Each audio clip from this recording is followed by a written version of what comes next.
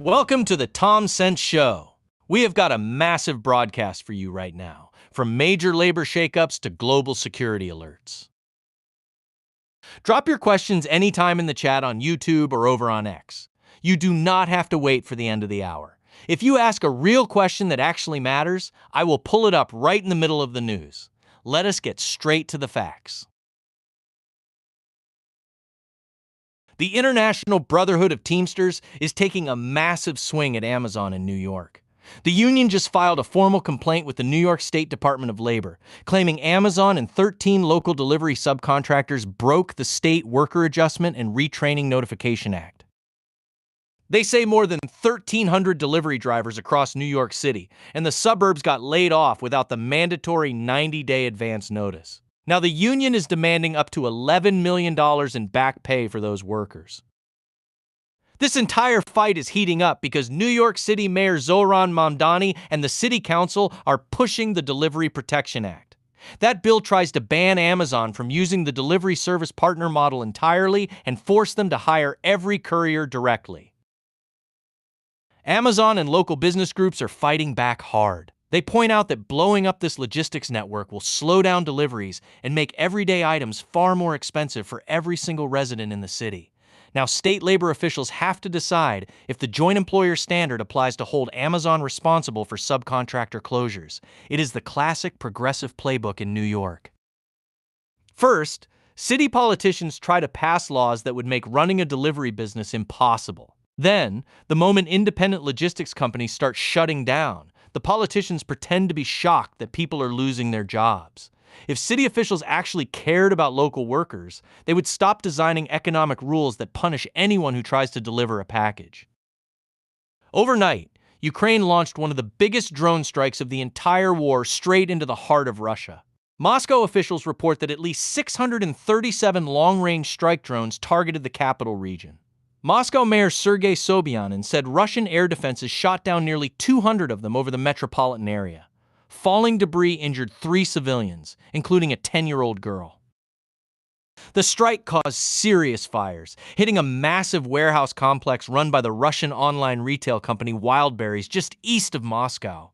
The attack knocked out regional electrical infrastructure and forced ground stops across 4 major international airports around the Russian capital. Ukrainian military units, including the 413th Unmanned Systems Regiment, confirmed they carried out the deep strike operation against Russian economic and supply targets. Russian Foreign Minister Sergei Lavrov immediately pushed back, warning that Western components and foreign intelligence used to guide these strikes could pull North Atlantic Treaty Organization allies directly into the conflict. This marks a massive escalation in the air war. Hitting major distribution hubs and shutting down international air traffic shows just how far these drone capabilities have advanced.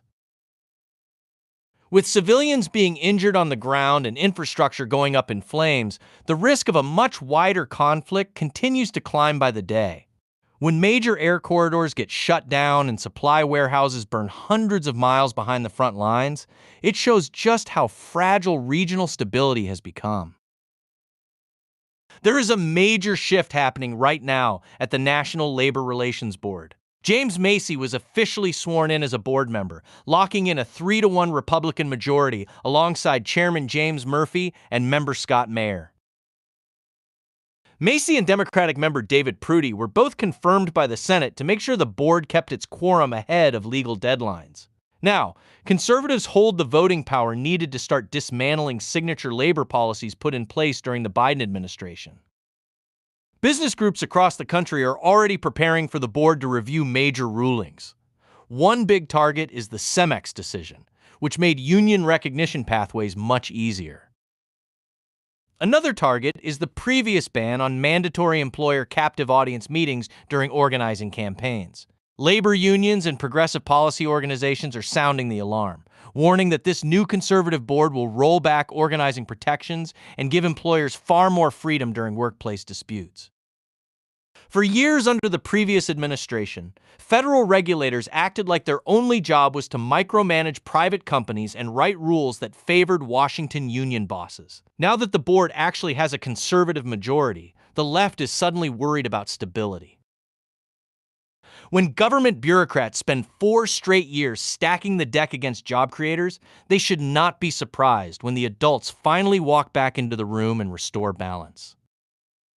International nuclear inspectors just made a massive discovery inside Syria. International Atomic Energy Agency Director General Rafael Grossi announced that inspectors gained access to the Deir ez-Zor site and uncovered several tons of nuclear material that had never been declared.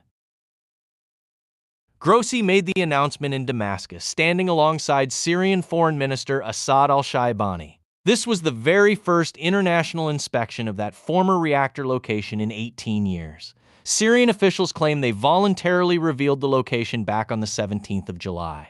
They insist all the material will remain safely under Syrian custody, with ongoing monitoring and non-proliferation safeguards from the international agency.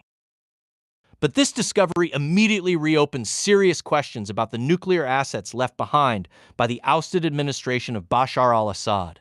Security analysts and Western officials are tracking the situation closely to see if that material can actually be secured, especially with tensions running high across the entire Middle East.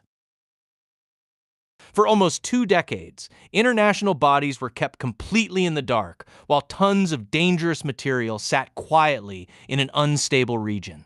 It turns out that trusting authoritarian regimes to self-report their secret weapons programs was an absolute joke.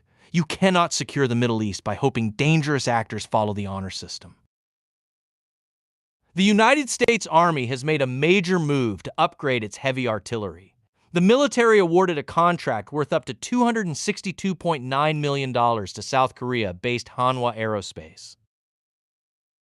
They will be supplying wheeled K9 mobile howitzer prototypes as part of the Mobile Tactical Cannon program.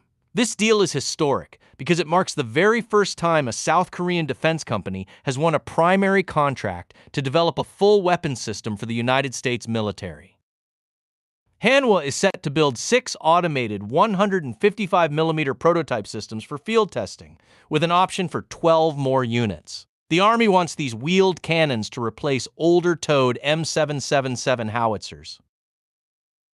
To meet domestic production rules, Hanwha is setting up assembly and testing facilities in Opelika, Alabama. This prototype deal could lead to a massive production run of 500 units worth over $7 billion.